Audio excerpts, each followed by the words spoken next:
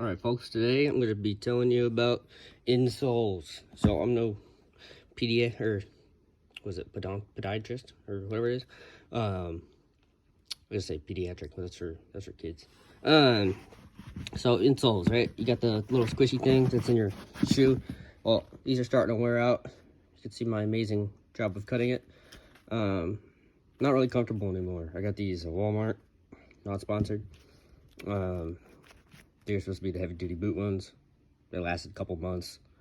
You know, if you stand on your feet 8+ hours a day, all day,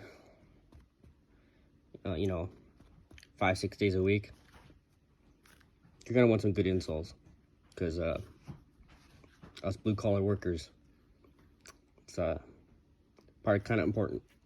So take that out. I got these nice pair of Wolverine boots that the company provided. Well, somewhat. They're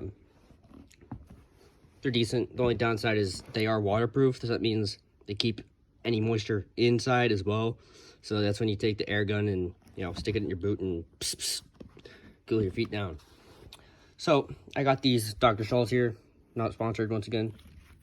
These boots are like a, what size is 8.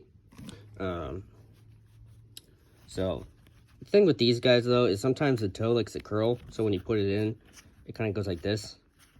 So you want to, sometimes you want to trim it. It's kind of hard to see, but you want to trim it sometimes a little smaller. Depends on the kind. So let's see, for me and my small feet, looks like we're trimming it right where the pattern begins. But yeah, so you take that, get yourself a pair of scissors. Pardon my professional camera work. So I got these little guys here, and you just kind of take it and you find a line, and yeah, these scissors are okay, but you take them, you trim them.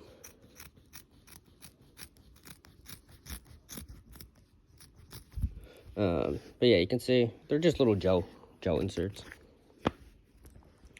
But yeah, so you do that, and I'll come out with part 2.